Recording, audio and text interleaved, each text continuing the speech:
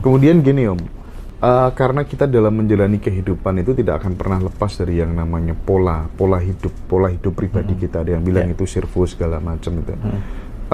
Kalau Om Bimo sendiri, cara mengenali pola hidupnya seperti apa? Misal pola rezeki datang, ya, pola sial, pola keberuntungan dan lain sebagainya, itu caranya Om Bimo mengenali bagaimana? Ya, cara mengenali tadi Mas, jadi skill dalam kehidupan bertumbuh adalah hadir sebagai pengamat. Kan banyak orang tuh yang hidup tuh hadir sebagai korban.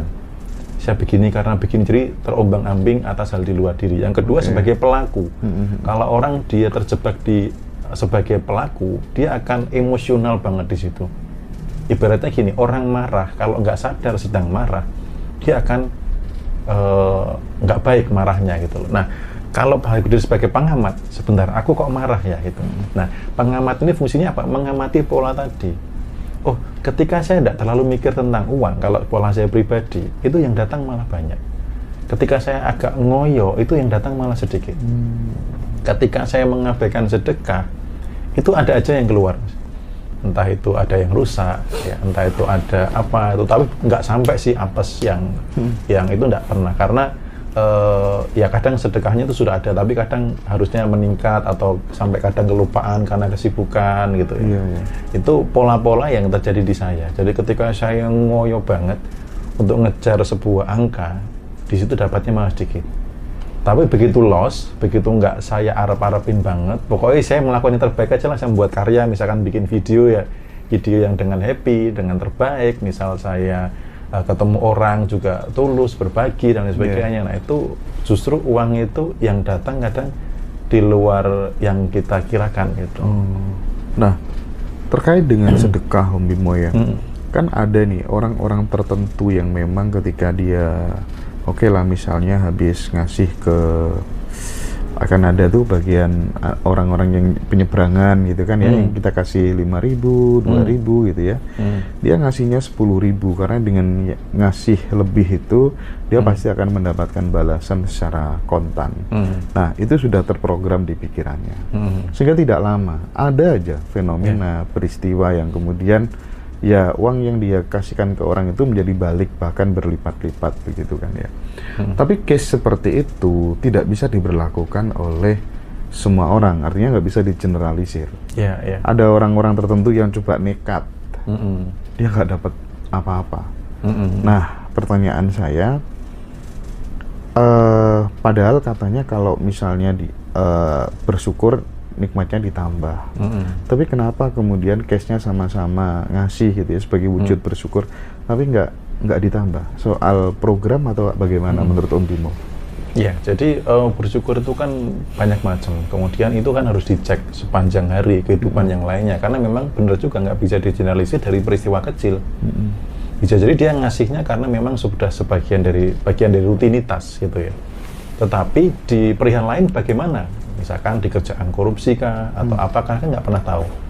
Itu jadi Tuhan itu sudah sangat maha adil sekali kok, nggak akan pernah meleset hitungannya itu. Artinya kalau bisa jadi karena belum waktunya terbaik, bisa jadi karena kelayakan juga, karena itu juga pernah dites salah satu juga guru spiritual saya juga, saya kenal juga, mentor juga, itu Pak Gobin Vasdev. Beliau pernah ngetes Mas, ketika ada pengemis di jalan, dia menyiapkan uang pecahan dari paling kecil sampai 100.000. Setiap pengemis yang ditanya, kamu minta berapa? Gitu. Nggak ada loh yang berani ngomong minta 100.000, padahal minta berapapun akan dikasih. Paling mentok, paling tinggi mintanya adalah berapa? 20.000. Itu. Kenapa sih? Karena merasa nggak layak nerima yang 100 gitu. Padahal mau minta berapapun dikasih.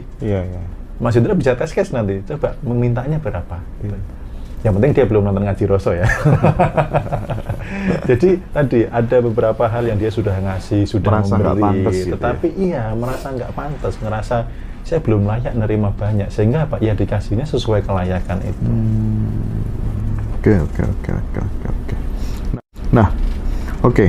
Tadi bicara soal Tuhan, menurut Om Bimo nih ya, pengalaman secara subjektifnya gitu, apa perlunya melibatkan Tuhan itu di dalam kehidupan Om? Ya karena saya itu kan sebenarnya bernafas saja nggak bisa kalau nggak dibernafaskan olehnya. Ya terlepas dari ilmu biologis dan lain sebagainya. Jadi kalau saya hanya mengandalkan diri, nanti kan jatuhnya ke ego, kesombongan. Ini loh saya. Ini begini karena saya sudah belajar ini itu, saya sudah mencapai ini itu, sehingga apa? Bahasanya saya gitu. Ada suatu hal yang Tuhan bisa membuktikan itu bisa lenyap seketika, bisa selesai seketika. Ya contoh ketika saya COVID, ya ketika saya badai sitokin itu kan masa dimana apakah kontrak hidup saya perpanjang atau enggak. Seberapapun saya punya uang, belum tentu dokter bisa mengusahakan saya untuk tetap hidup. Nah siapa pemberi kehidupan? Ya itulah Tuhan saya. Jadi saya pasrah, Tuhan kalau memang kontrak saya harus selesai, saya siap. Tapi kalau mau diperpanjang, izinkan saya untuk lebih bermanfaat lagi. Jadi benar-benar itu landasan dasar. Ya, guru spiritual saya mengajarkan untuk sandaran vertikal, artinya bersandar penuh itu kalau bisa 24 jam, Mas. Walaupun saya sampai sekarang itu belum bisa. Tetapi nasihat beliau itu benar-benar ketika saya bersandar penuh, melekat kepada Sang Pencipta, Sang Pemberi rezeki, itu hidup memang sudah damai sekali. Kayak gitu. Jadi buat saya Tuhan segala-galanya. Bahkan sampai saya di titik di mana dikenal banyak orang pun, ketika saya nanya, Tuhan apa kehendak-Mu sehingga Engkau izinkan aku untuk dikenal banyak orang gitu. Dan apa jawabannya adalah selalu sertakan namaku di setiap karyamu. Jadi kalau contoh nih di kelas CTA yang kelas TikTok itu, ketika ada orang berhasil, testimoninya atau melihat podcast saya yang TikTok, selalu bilang apa? Terima kasih, saya diizinkan olehnya punya omset sekian. Jadi nggak ada yang di podcast itu nggak settingan, itu memang sudah saya bentuk mindsetnya dulu gitu. Jadi ketika podcast itu nggak ada kesombongan, karena saya begadang siang malam karena begini begitu sehingga saya dapat sekian gitu. Jadi ya itulah saya dalam keseharian kebersamaan saya dengan Tuhan itu. Oke. Nah karena Om Bimo ini kan paham banget nih soal dunia IT ya, teknologi gitu ya.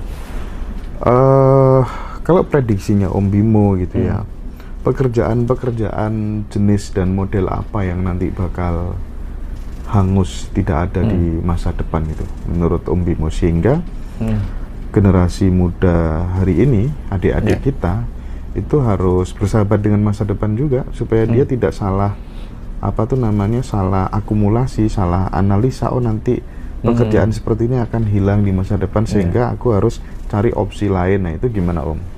Ya, jadi pekerjaan yang hilang adalah segala pekerjaan yang bisa digantikan oleh robot, oleh AI gitu. Karena kecerdasan buatan sekarang sudah sangat luar biasa sekali gitu. Jadi ketika sebuah usaha atau bidang yang bisa digantikan robot itu kedepannya akan hilang ya. Jadi nanti seperti kayak petugas perbankan itu bakal dikurangi banyak, bahkan masak pun sekarang robot sudah bisa. Nah sesuatu hal yang bisa bertahan itu yang melibatkan tentang rasa, tentang perasaan, karena itu yang tidak dipunyai robot. Benar.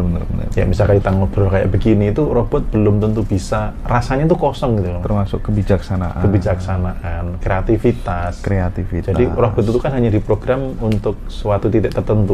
Nah kreativitas ini kan kemampuan menciptakan hal baru. Yang sesuatu berhubungan dengan kreativitas itu dengan seni itu ketika yang mengerjakan robot belum tentu enak, apalagi sebagai penikmat seni. Gitu. Walaupun sebenarnya masakan pun juga nanti akan sama. Ketika orang yang masak penuh dengan vibrasi yang bagus, itu rasa beda. Makanya ada istilahnya tanganan gitu, tangan-tanganan kalau masak itu. Kalau bagi saya masakan ibu adalah yang paling enak gitu loh. Masakan enak kedua adalah masakan istri gitu. Dimasakin tetangga belum tentu seenak itu, walaupun lebih wah. Tapi kalau saya pulang kampung dengan sayur lodeh, tempe, jangan terong sama lalap daun paya itu udah lombok hijau itu udah luar biasa gitu. Nah, pekerjaan yang menggunakan rasa ini nanti tidak bisa digantikan robot.